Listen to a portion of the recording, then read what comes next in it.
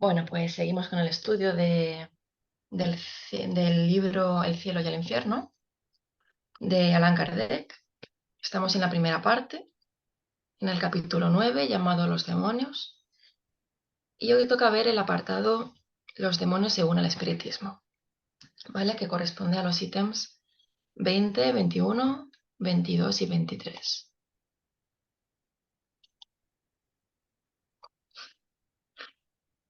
Eh, Bueno, pues según el espiritismo, ni los ángeles ni los demonios son seres aparte, ¿vale? Pues, puesto que la creación de los seres inteligentes es una. Unidos a cuerpos materiales, esos seres constituyen la humanidad que puebla la Tierra y los demás planetas habitados. Cuando se desprenden de esos cuerpos, constituyen el mundo espiritual o de los espíritus que pueblan los espacios. Dios los creó perfectibles y les puso como meta la perfección, junto con la felicidad que es consecuencia de ella, pero no les dio la perfección. Quiso que la obtuviesen por su propio esfuerzo, a fin de que tuvieran ese mérito. Desde el instante de su creación, los seres progresan, ya sea en el estado de encarnación o en el estado espiritual, ¿no? En el mundo espiritual. Llegados al apogeo, se convierten en espíritus puros o también llamados ángeles, según la expresión vulgar, de forma que desde el embrión del ser inteligente hasta el ángel hay una cadena ininterrumpida de la cual cada eslabón marca un grado en el progreso.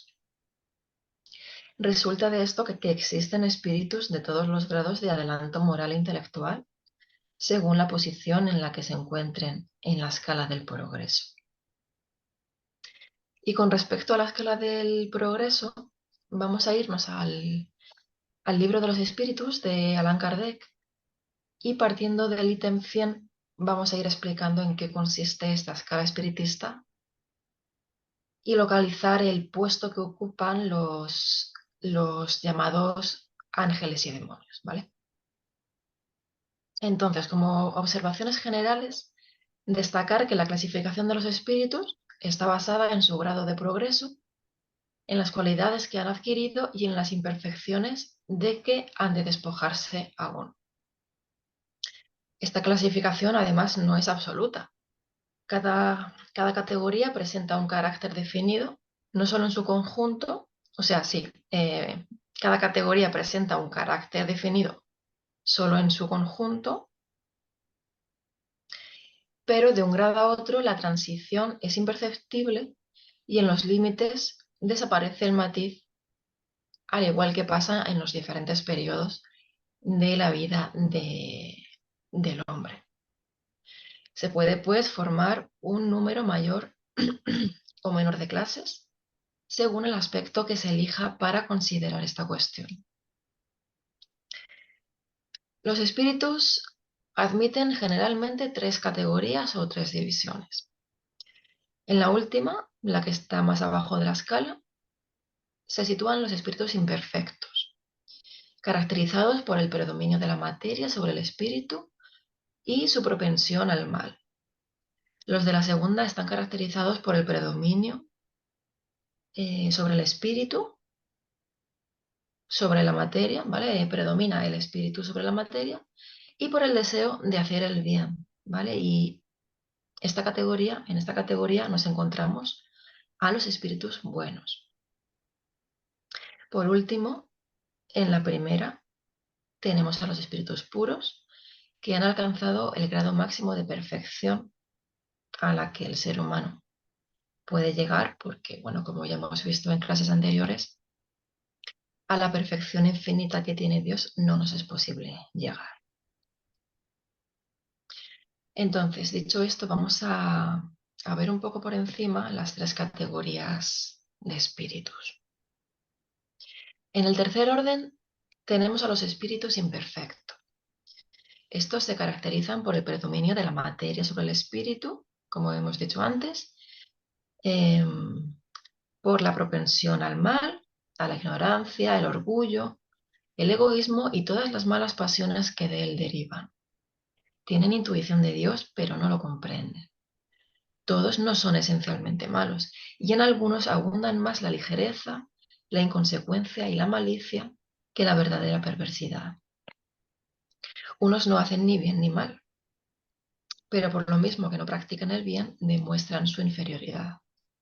Otros, por el contrario, se complacen en el mal y están satisfechos cuando hayan ocasión de hacerlo.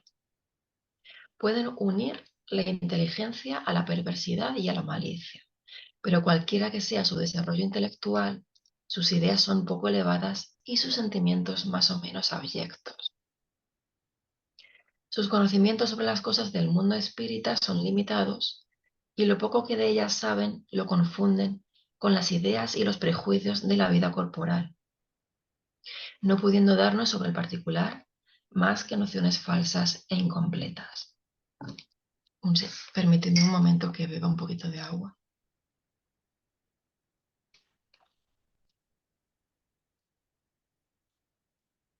Vale. Bueno, pero el observador atento encuentra con frecuencia en sus comunicaciones, aunque imperfectas, confirmadas las grandes verdades que nos enseñan los espíritus superiores. Además, su carácter se revela en su lenguaje. Todo espíritu que deja escapar en sus comunicaciones un pensamiento malo puede ser incluido en el tercer orden, y por lo tanto todo pensamiento malo todo pensamiento malo que se nos sugiera procede de un espíritu de este orden. Semejantes espíritus ven la dicha de los buenos y esto les resulta un tormento incesante, puesto que experimentan todas las angustias que pueden producir la envidia y los celos. Conservan el recuerdo y la percepción de los sufrimientos de la vida corporal, impresión que es a menudo más penosa que la realidad. Sufren, pues, verdaderamente no solo por los males que han experimentado, sino también por los que han ocasionado a otros.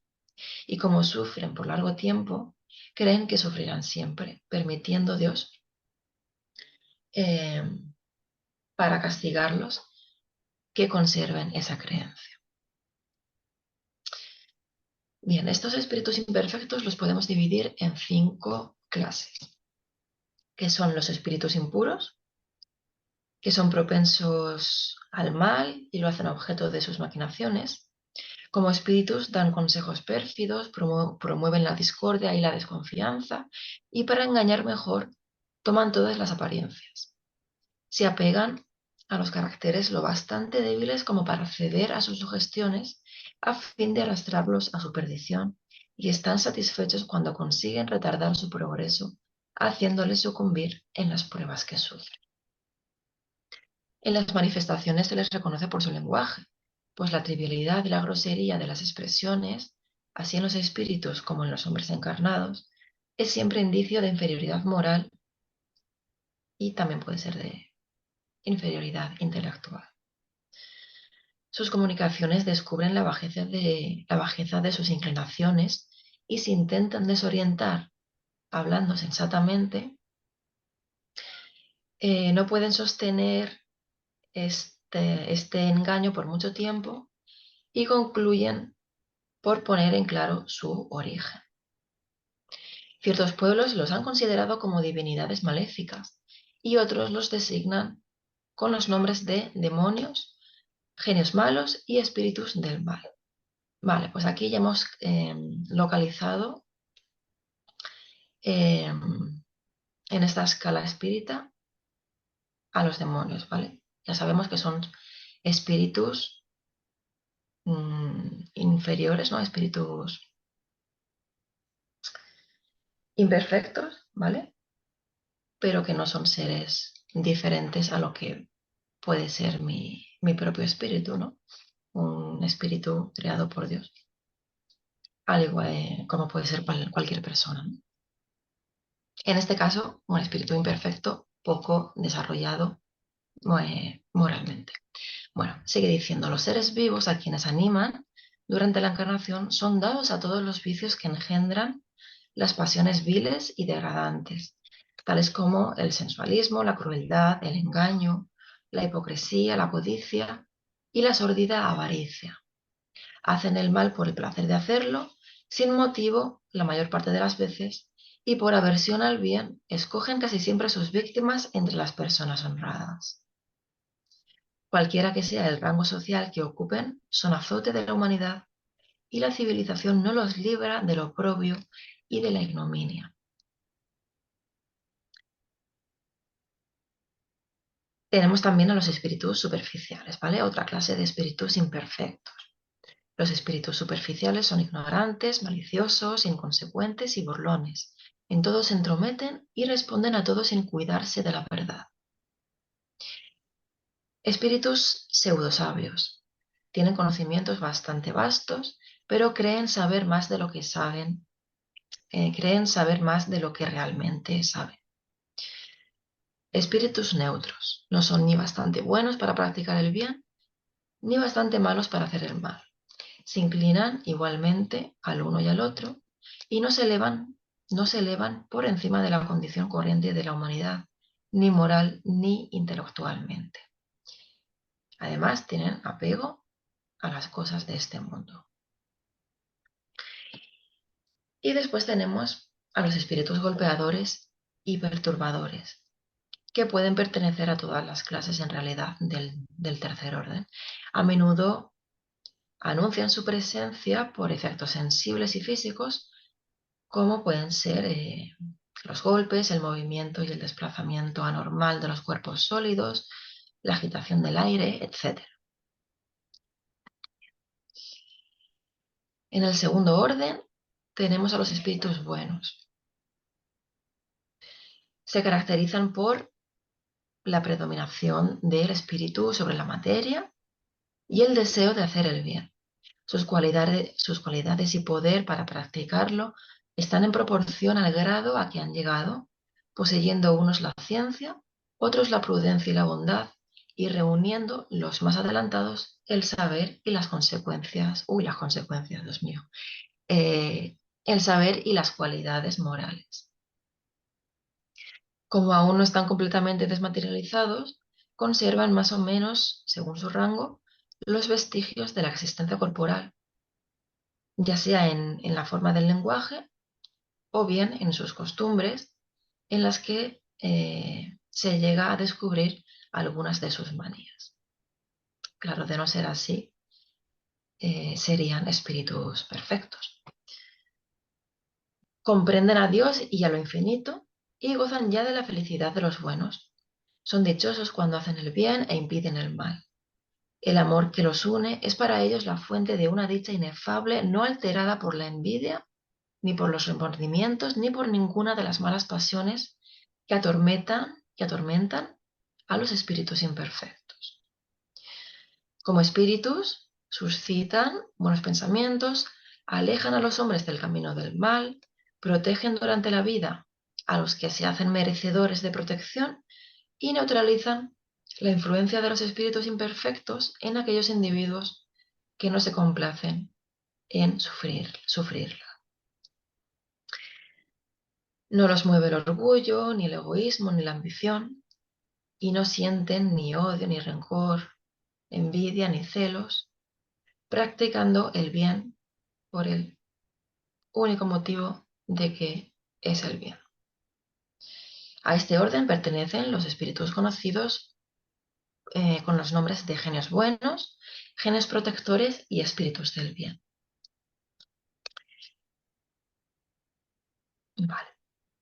Bueno, a los espíritus buenos se los puede dividir en 4 grupos, que son los espíritus benévolos, cuya cualidad dominante es la bondad, los espíritus sabios, que lo que principalmente los distingue es la extensión de sus conocimientos, los espíritus prudentes, que se caracterizan por tener las más elevadas cualidades morales, y los espíritus superiores, que reúnen la ciencia, la prudencia y la bondad.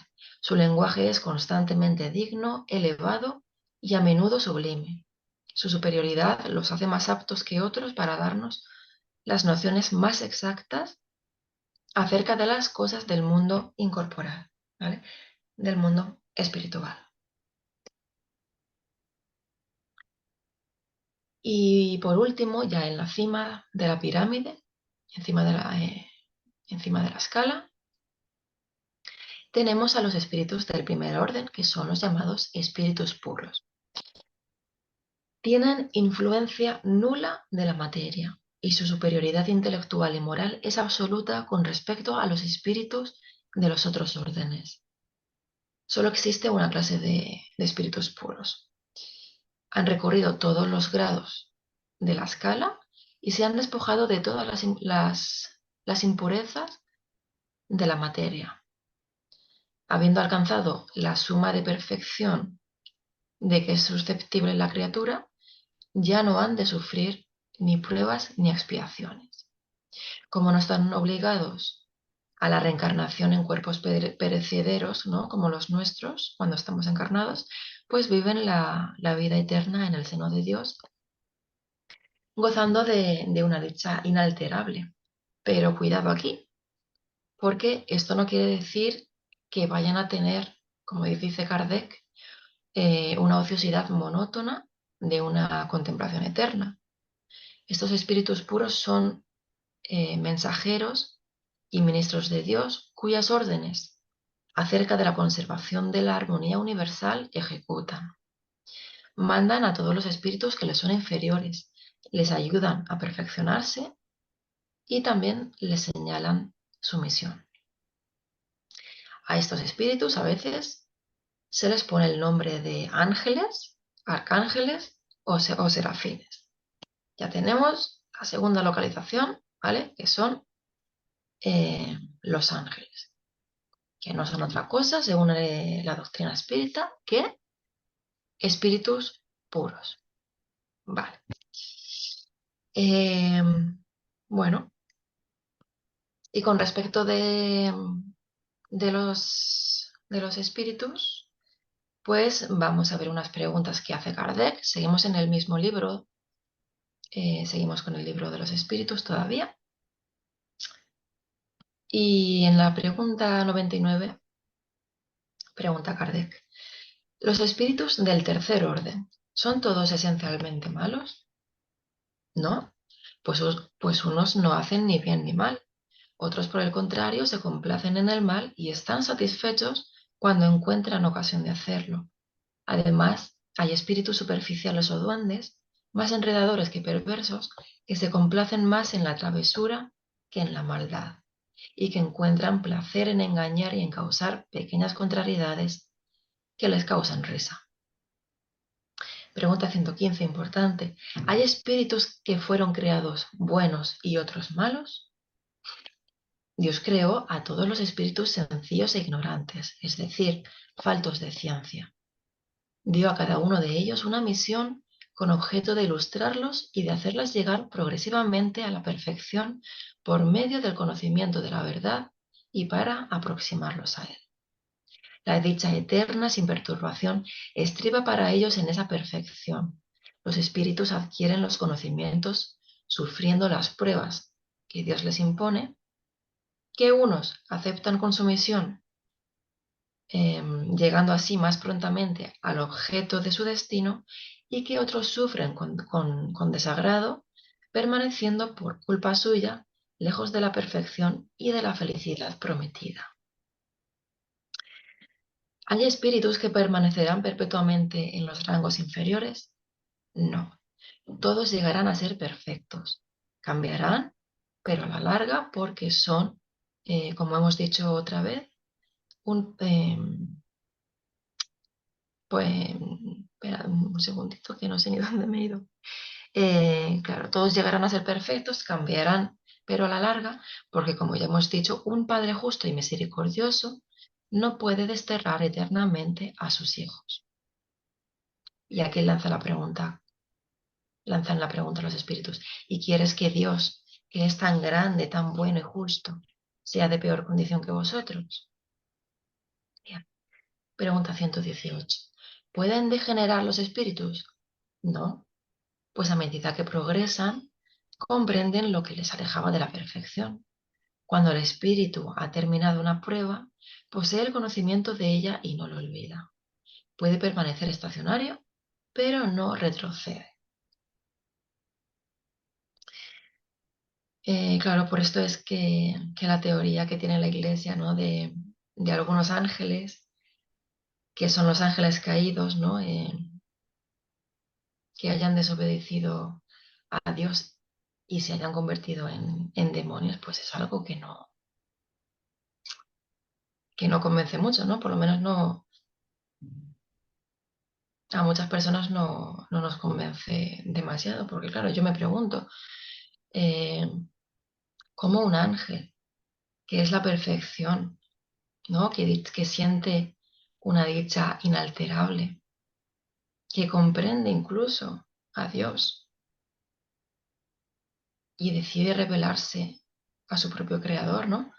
Eh, Sabiendo que el creador es bondadoso y sobre todo sabiendo que, bueno, sabiendo cuál va a ser el destino de desobedecer a Dios, ¿no? Que no es otro que retroceder, ¿no? Que degenerar al estado de demonio, ¿no? Es como involucionar. Bueno, pues no le encuentro mucho sentido, ¿no? A esta teoría que nos hicieron creer, al menos cuando algunos de nosotros éramos pequeños, ¿no? Y escuchábamos esto. Bueno,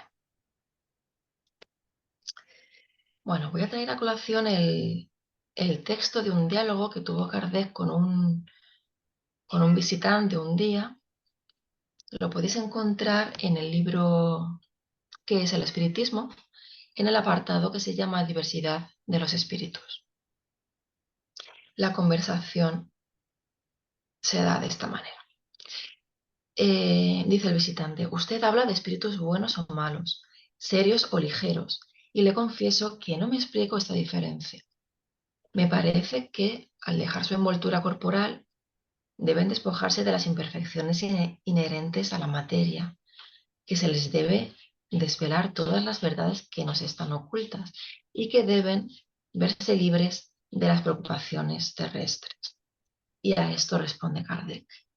Sin duda alguna se encuentran libres de las imperfecciones físicas, es decir, de las enfermedades y flaquezas del cuerpo, pero las imperfecciones morales se refieren al espíritu y no al cuerpo.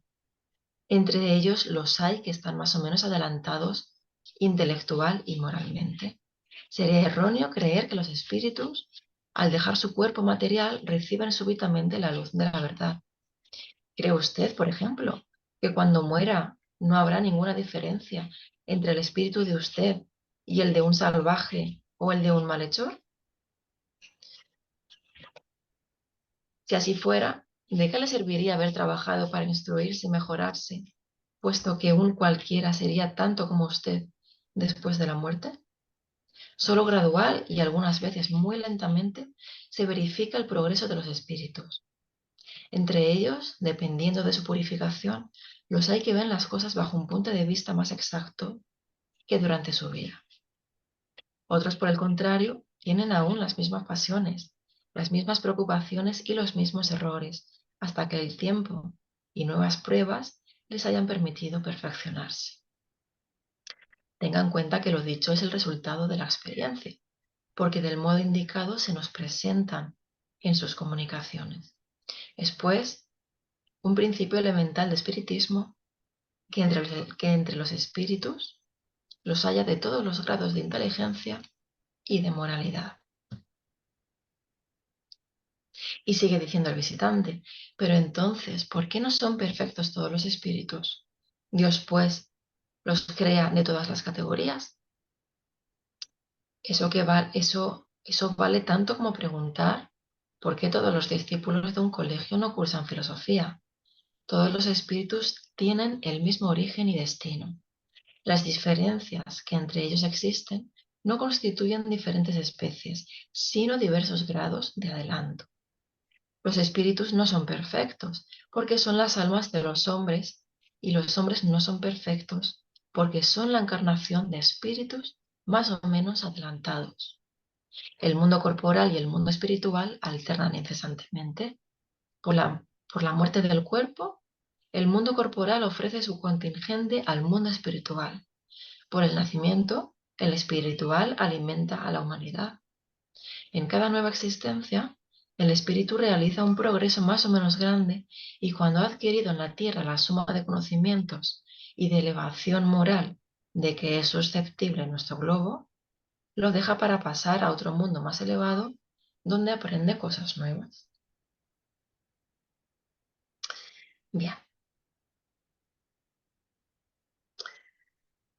Eh, Continuando entonces con el cielo y el infierno, Kardec sigue diciendo, por consecuencia, hay espíritus en todos los grados de saber y de ignorancia, de bondad y de maldad. En los puestos inferiores, los hay que están aún profundamente inclinados al mal y que se complacen en él. Se pueden llamar demonios si se quiere, porque son capaces de todas las maldades atribuidas a estos últimos.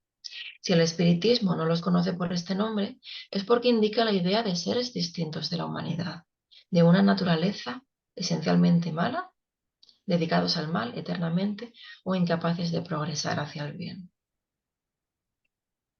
Según la doctrina de la Iglesia, los demonios han sido creados buenos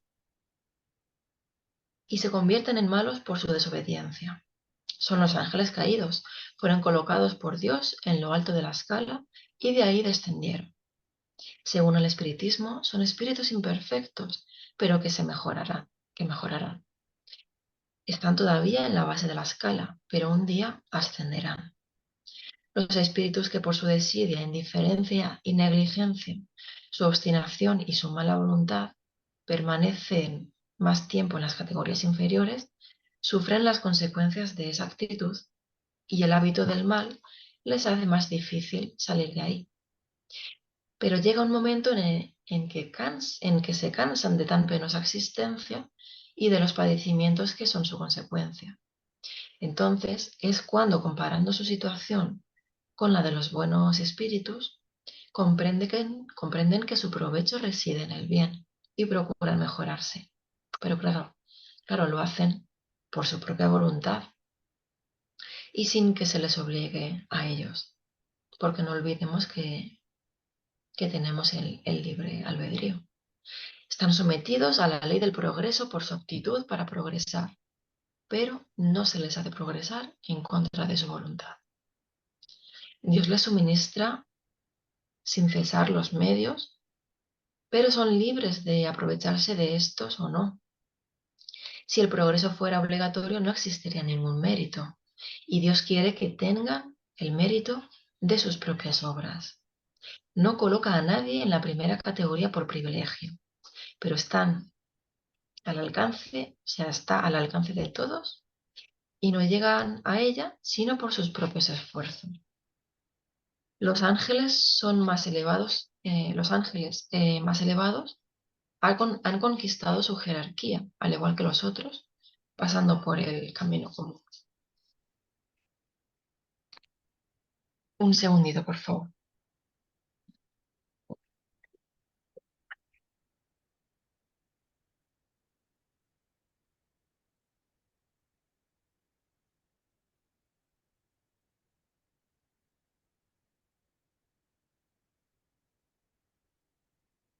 Perdonad, que es que el gato estaba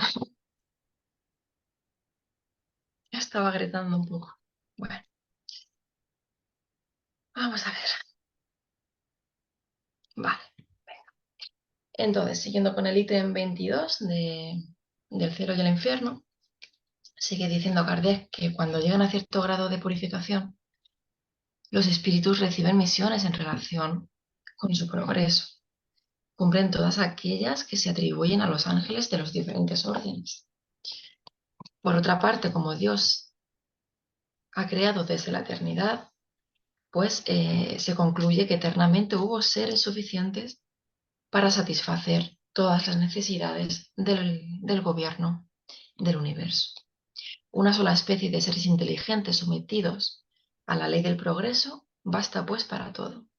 Esta unidad en la creación, con la idea de que todos tienen un mismo punto de partida, el mismo camino que recorrer y que todos se elevan por su propio mérito, está mucho más conforme con la justicia de Dios que la creación de especies diferentes, más o menos favorecidas, de dones naturales, que serían otros tantos privilegios. La doctrina vulgar sobre la naturaleza de los ángeles, de los demonios y de las almas humanas, no admitiendo la ley del progreso, y viendo sin embargo seres en diversos grados, ha deducido de esto que eran otras tantas creaciones especiales. De este modo se hace de Dios un Padre parcial, dándolo todo a algunos de sus hijos, mientras que impone a los otros el más rudo trabajo.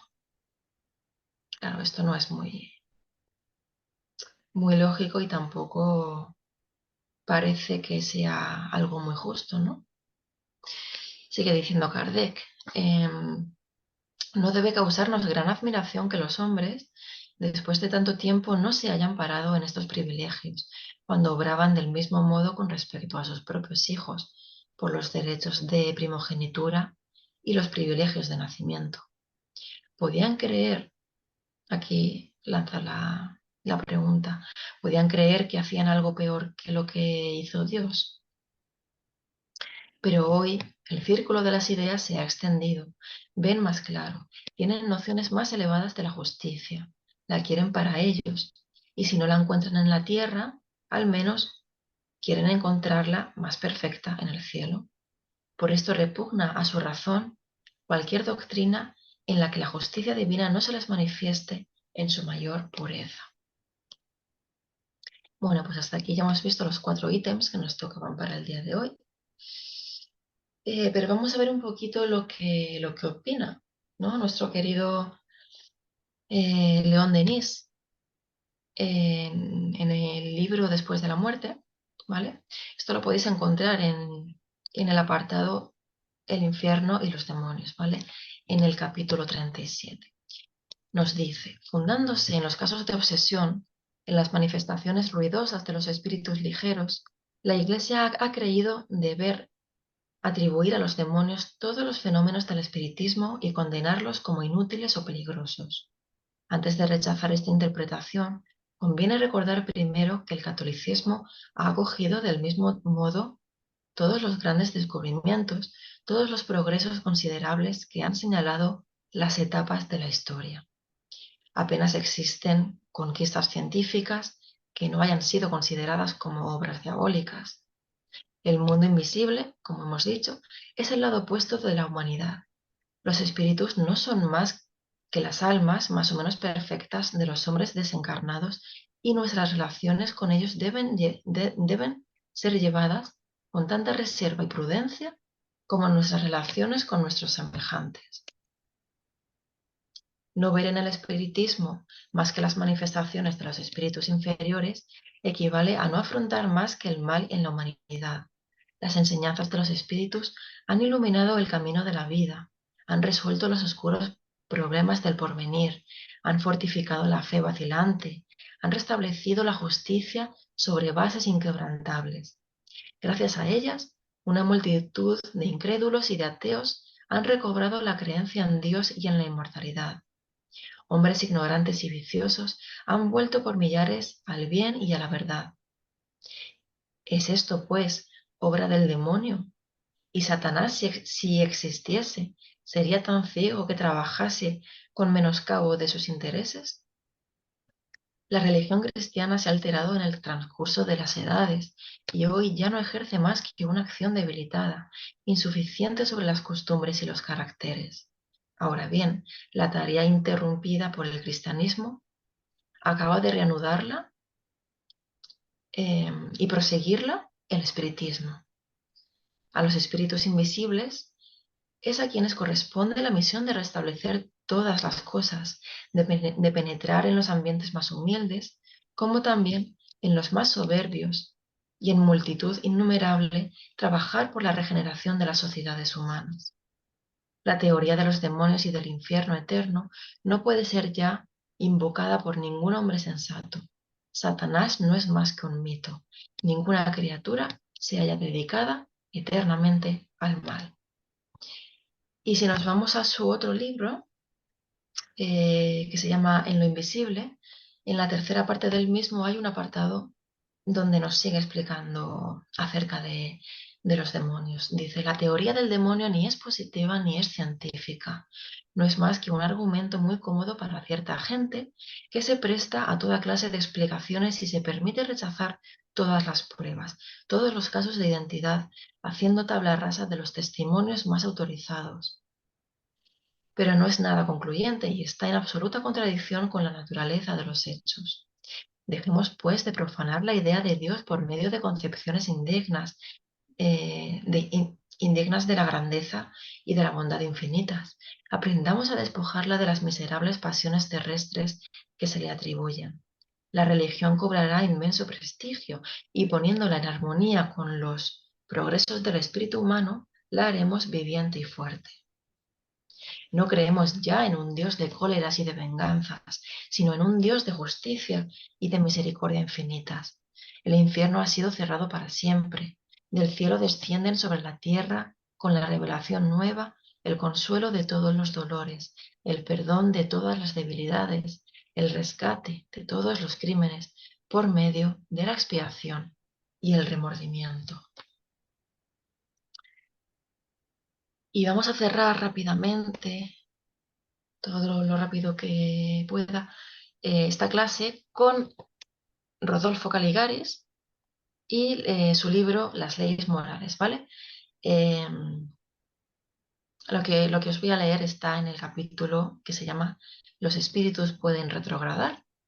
Bien, Caligaris dice así, la doctrina espírita nos enseña que en su origen los espíritus se asemejan a inocentes niños, es decir, son simples, ignorantes y completamente inexpertos, adquiriendo poco a poco los conocimientos que habrán de conducirlos a la plenitud de la sabiduría y de la bondad. Nos dice también que todos poseen latentes las mismas facultades, cuyo desarrollo más o menos rápido depende de su libre albedrío, el cual, a su vez, se va ampliando y fortaleciendo a medida que cada uno toma conciencia de sí mismo en los embates de la vida.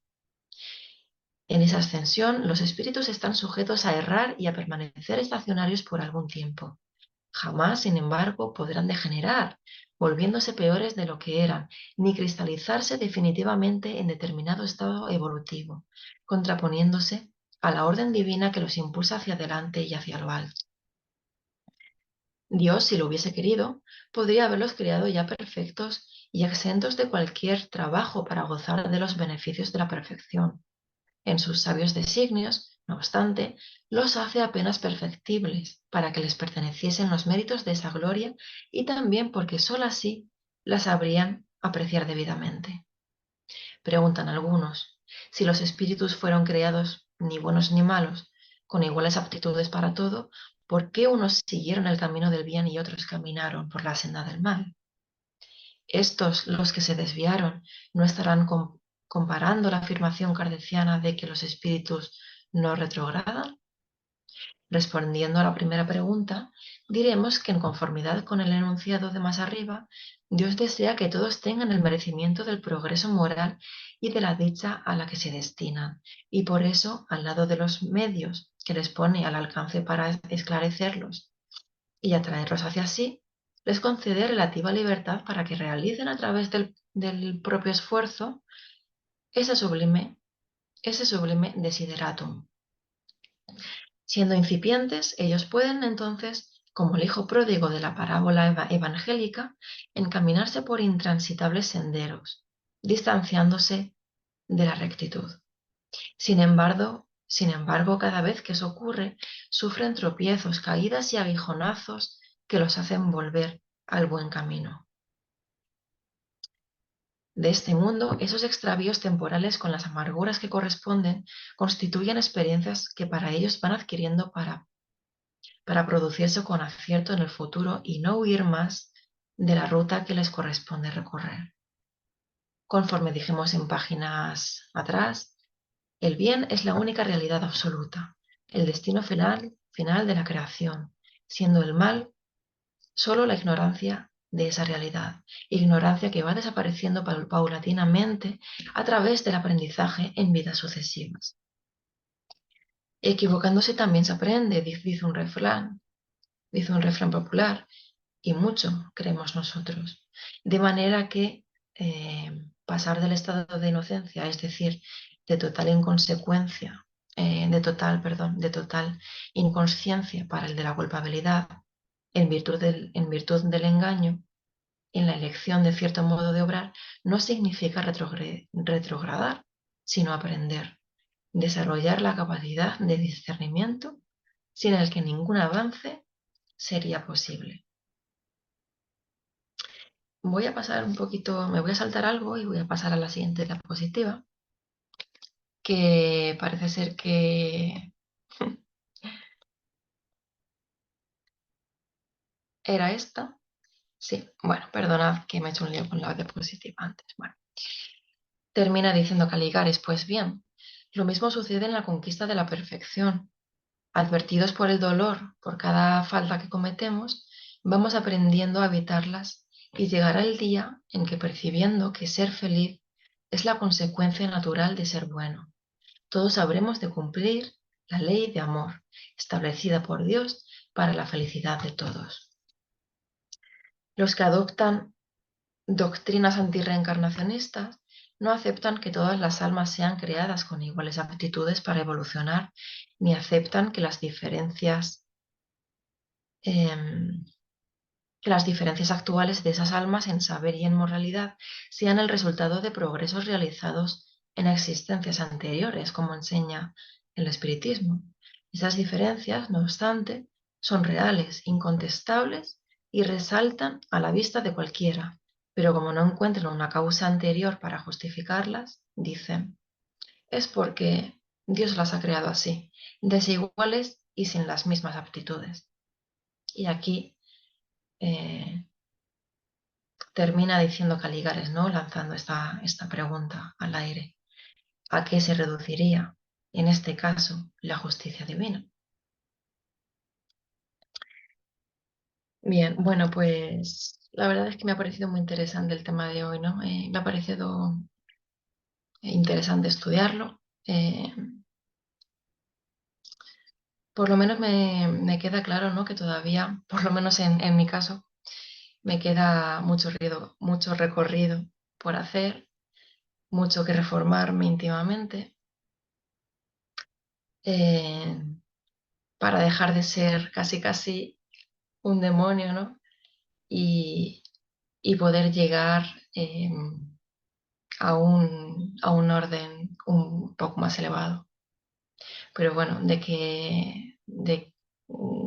llegar a la cima tenemos que tener todos, tenemos que estar seguros todos de que vamos a llegar, ¿no? Tarde o temprano a, a la cima de la pirámide que es la perfección, ¿vale? Y bueno, quería terminar la clase después de haber estado varias semanas hablando de los demonios o de espíritus inferiores y sabiendo que el hombre no se va a quedar en ese estado, o sea, en ese grado de inferioridad para siempre, sino que vamos a ir progresando moralmente, ¿no? Intelectualmente también. Y puesto que la humanidad en estos tiempos, ya desde la época de Cristo y mucho antes, lo está pasando muy mal por un motivo u otro, pues os voy a recomendar, ¿no? Si queréis, el que quiera, pues dos subcapítulos del Evangelio según el Espiritismo, también de Kardec, bueno, que guarda relación con la clase de hoy, que son El mal y el remedio y El hombre de bien, ¿vale? Bueno, si es posible, y si es posible, mejor aún el libro entero, porque bueno, para que reflexionemos un poquito, ¿no? Y tener en cuenta, desde mi punto de vista, que pedir a Dios la paz, pedir a Dios paz para el mundo, ¿no? Para nuestras familias y para nuestro entorno más cercano, pues está bien, pero que hay algo que no se nos debe olvidar, ¿no? Y es que la paz empieza en uno mismo. Antes de intentar ver la paz en el exterior, creo que tenemos que intentar ser nosotros esa paz, ¿no? Intentar conquistar cada uno de forma individual todas las mayores virtudes para que luego el cambio en la humanidad, ¿no? En este planeta, se pueda dar. Bueno, perdón de verdad por la tardanza. Ya termino aquí, aquí os dejo la bibliografía.